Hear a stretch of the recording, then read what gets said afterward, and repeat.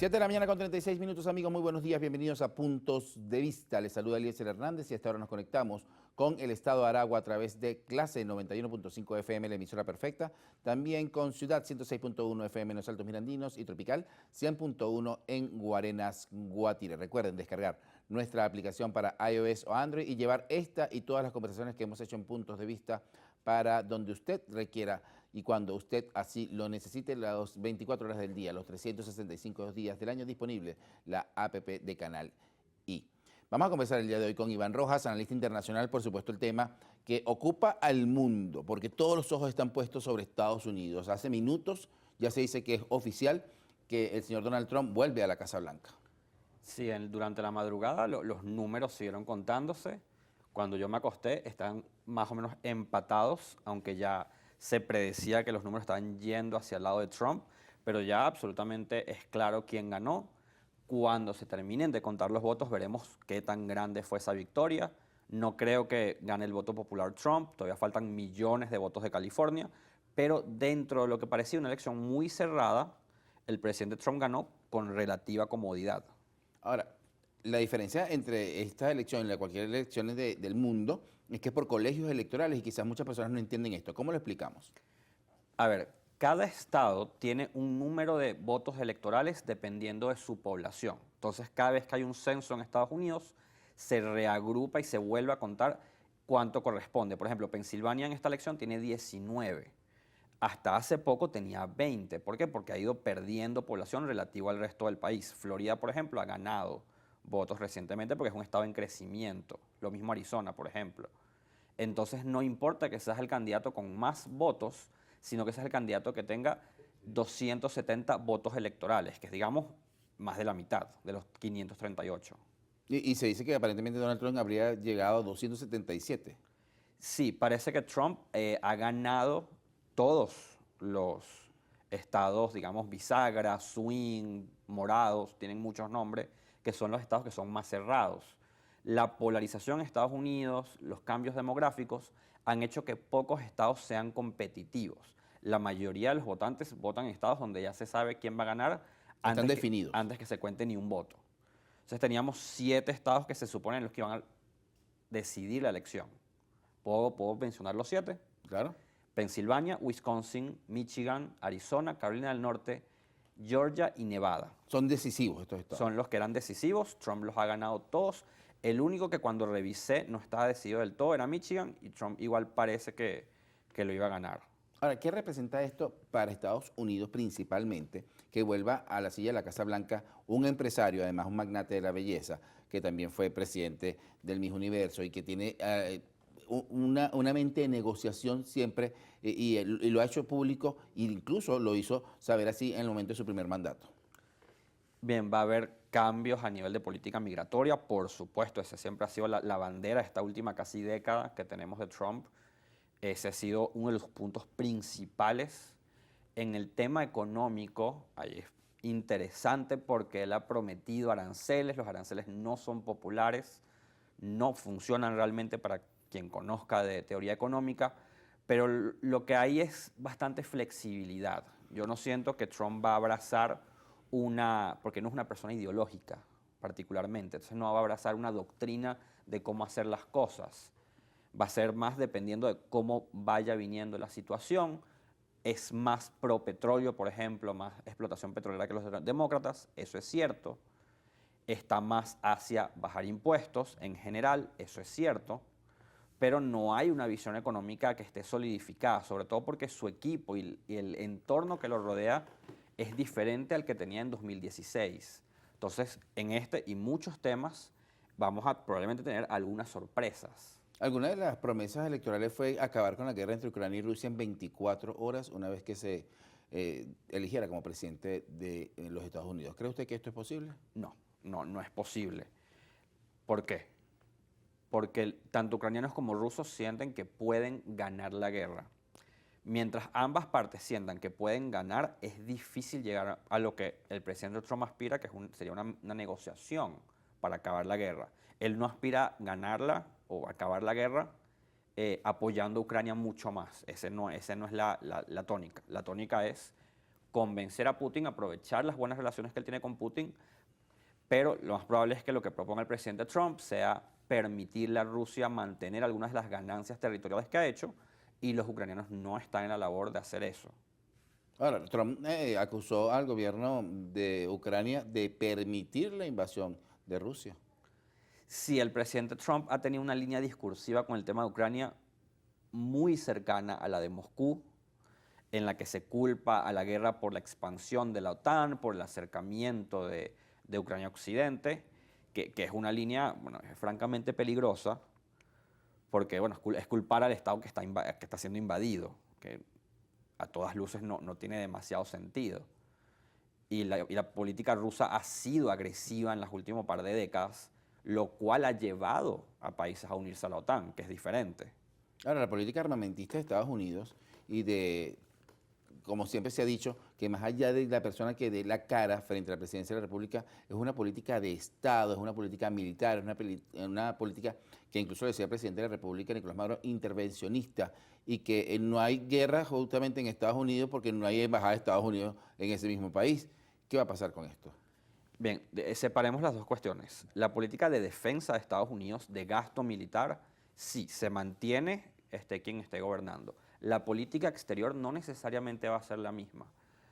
Había un consenso hasta hace unas décadas en Estados Unidos alrededor de temas como el libre comercio, como la hegemonía de Estados Unidos a nivel global, entre otros aspectos. Pero el presidente Trump, en su primer mandato, y ahora probablemente más todavía en el segundo, tiene una visión en la que Estados Unidos sí es un Estado fundamental, pero no es un Estado que tiene que estar involucrándose en temas de otros países. Esa visión de la era Bush, por ejemplo, de promover la democracia, de intervenir en países, Trump hizo carrera política criticando la guerra de Irak. Ha estado haciendo carrera criticando la cantidad de dinero que se ha gastado en Ucrania en los últimos 2 años. Entonces, no, una presidencia de Trump no va a ser igual de activa en la escena internacional, con excepciones. Uno de los temas en los que demócratas y republicanos están de acuerdo es en que China es un rival importante, el rival importante que tiene Estados Unidos, y que hay que hacerle frente en muchas áreas. Eso sí se va a mantener. No sabemos cómo va a evolucionar esa rivalidad, pero va a seguir siendo la misma. Ahora, a Venezuela, a Latinoamérica y a Venezuela en particular, ¿cómo afecta o beneficia este triunfo de Trump? A Latinoamérica, bueno, Estados Unidos, y es algo que se le critica desde Latinoamérica, hace tiempo no tiene una estrategia clara hacia la región, ha perdido influencia a favor de China por años, no es nuevo, y parece que, a pesar de que es la región más cercana a Estados Unidos, el Medio Oriente es más importante, Europa es más importante, el Pacífico es más importante. En el caso específico de Venezuela, la política de Trump es una gran interrogante, porque no podemos asumir que va a ser lo mismo que el mandato anterior. Han pasado ya varios años. Y otra vez, los asesores de Trump son diferentes. Las prioridades de Trump no son tan diferentes, pero el énfasis es diferente. Cuando él ha hablado de Venezuela, lo ha hablado como un tema migratorio. No lo ha hablado como un tema de política exterior. Ese discurso de atacar a la izquierda, de rivalizar con Maduro por ser un presidente de izquierda, por ser un presidente socialista, que fue prevalente y que era importante para ganar votos en Florida en su momento, ya no es parte del discurso. El propio Marco Rubio, que fue uno de los que más promovió acciones en Venezuela, no es tan prominente y menciona menos el tema de lo que lo mencionaba antes. Entonces, ¿quién aboga por ese tema ahora? ¿Quién va a ser el asesor que va a decir en el entorno de Trump, sí, hay que seguir presionando a Venezuela?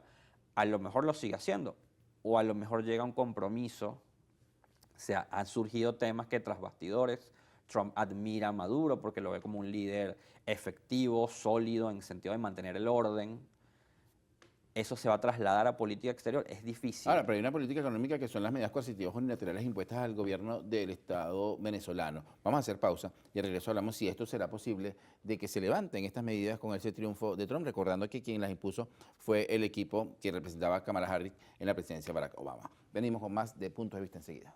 7:48 minutos de la mañana, estamos de vuelta con más de Puntos de Vista. Iván Rojas con nosotros, analista internacional, que vamos en la parte anterior a conversar acerca de esas sanciones o las medidas coercitivas unilaterales impuestas por el gobierno en su momento de Barack Obama y que se han ido profundizando en contra de Venezuela. Ahora, con la llegada de Trump, ¿pudiera desvanecerse, pudieran levantarse estas medidas? Es una posibilidad, es lo que decía antes. No sabemos, el presidente Trump no ha hecho a Venezuela, y Venezuela, digamos, como crisis política, no como tema migratorio, parte de su discurso, parte de su agenda. Es posible tanto que él le deje ese tema a alguno de sus asesores, de verdad no le ponga energía. Es posible que trate de mostrarse como hombre fuerte, como hombre negociador, de la misma manera que trató de negociar con Corea del Norte, que es un rival de Estados Unidos muy importante. Y al que visitó. Y al que visitó, y siendo el primer presidente en muchísimos años que pone un pie en ese territorio, o probablemente el único que lo ha hecho. Entonces es una posibilidad, también es una posibilidad que sencillamente trate de hacer lo mismo que hizo en el periodo anterior, pero con mucha menos energía y con mucha menos intensidad, es decir, mantener las sanciones para decir que está manteniéndolas, para decir que está haciendo algo y dejarlo de ese tamaño, como decimos en Venezuela. El problema es ese, como no ha habido discursos, como no ha habido expresión, no hay propuestas concretas en ese tema, y la naturaleza de Trump, que a veces es un poco impredecible, es difícil decirlo. Si hubiese ganado la vicepresidente Harris, yo puedo decir que lo más probable es que se mantuviese más o menos lo mismo. Un poquito de negociación, un poquito de sanciones y ver ahí qué funciona. Pero con Trump es difícil saberlo si no es un tema del que él está hablando constantemente. No hay nada predecible en Trump. Por ejemplo, es un hombre de negocios. Va a tratar de seguir haciendo negocios, va a seguir este vínculo que tiene con Elon Musk, por ejemplo. Es que hay muchas formas de hacer negocios. Por ejemplo, el tema tan criticado de los aranceles que él quiere poner, a lo mejor un asesor como Musk le dice, pero eso va a hacer que aumenten los precios de las partes que yo necesito para construir mis vehículos eléctricos. Entonces Trump, no sé, o Trump haga excepciones en esos aranceles. La cuestión es que, y me enfatizo mucho esto porque es un tema muy importante para el comercio mundial, la forma en que Estados Unidos conduce su política comercial afecta la economía de todos nosotros y del mundo entero.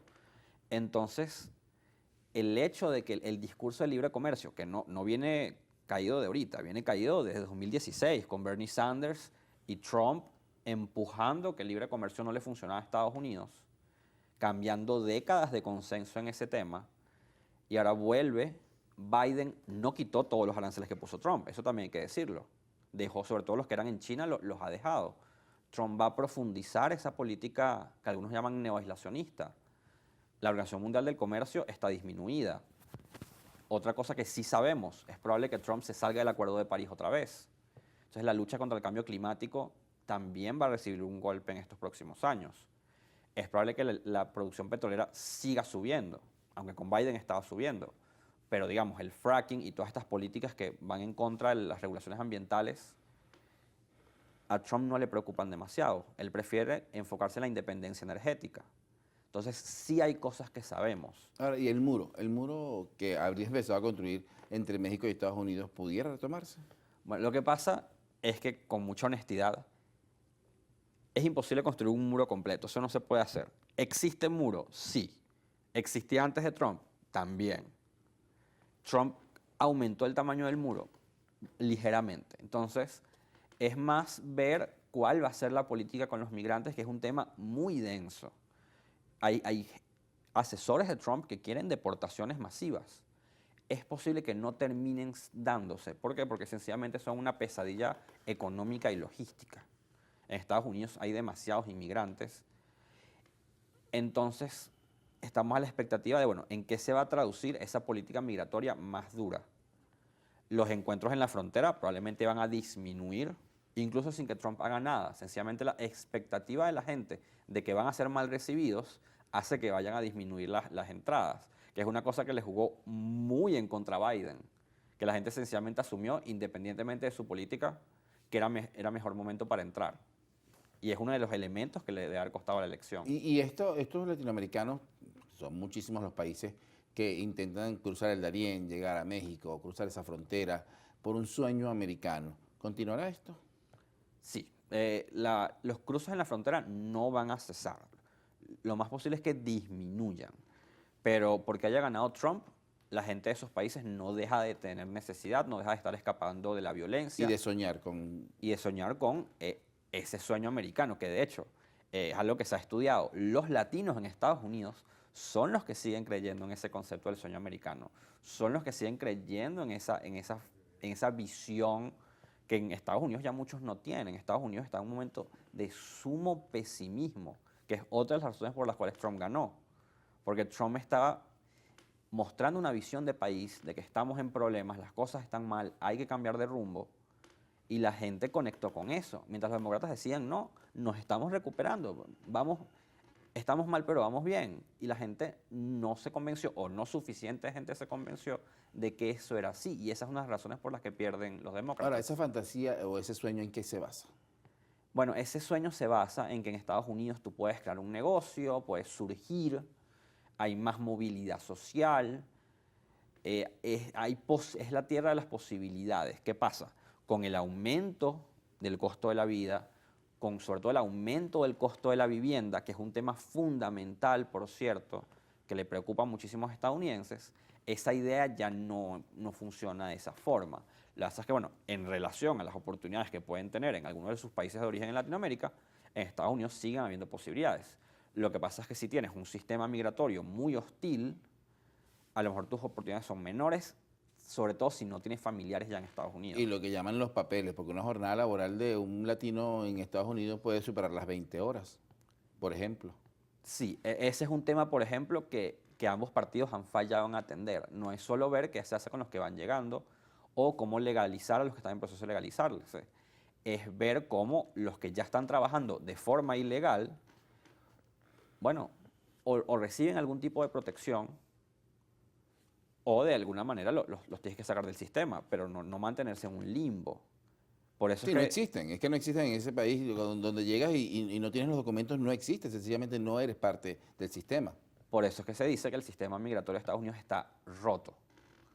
Porque todos sabemos que está mal estructurado, todos sabemos que tiene fallas, pero ninguno de los dos partidos termina de ponerse de acuerdo para arreglarlo. El trato que logró Biden en el Senado más temprano este año era un paso positivo. Muchos analistas conservadores decían que era un paso positivo, pero fue matado en la Cámara de Representantes porque Trump presionó al portavoz para que lo matara, para que no se votara. Ahora, rápidamente, ¿cuándo se concreta este triunfo de Trump? ¿Cuándo se juramenta? ¿Cuándo será oficial esta decisión? Ok, recordemos que, para decirlo en términos básicos, Estados Unidos no tiene un CNE. Cada estado va a contar los votos, hay un periodo de varios días en que se va a seguir contando hasta el último voto. Entonces las proclamaciones oficiales no vienen hasta más tarde este mes. Y bueno, luego la juramentación es en enero. Ya, como normalmente para tomar posesión como presidente de los Estados Unidos. Exacto. En Estados Unidos todas esas fechas, digamos, no cambian nunca. La elección siempre es un martes, por ejemplo. Siempre es el primer martes. Como acá son los domingos. Exacto. Bueno, muchísimas gracias por acompañarnos. Claro. Amigos, era Iván Rojas, analista internacional, hablando sobre el tema de las elecciones de Estados Unidos y como lo decía, será en enero cuando Donald Trump se juramente como presidente de Norteamérica. Muchísimas gracias por habernos acompañado. Nos despedimos a esta hora de quienes se conectaron a través de Clase 91.5 FM en el estado Aragua, Ciudad 106.1 FM en los Altos Mirandinos y Tropical 100.1 en Guarenas, Guatire. Recuerden que mañana nos vemos a las 6:30 de la mañana en Primeras Noticias y a las 7:30 tenemos una cita acá en Puntos de Vista. Buenos días.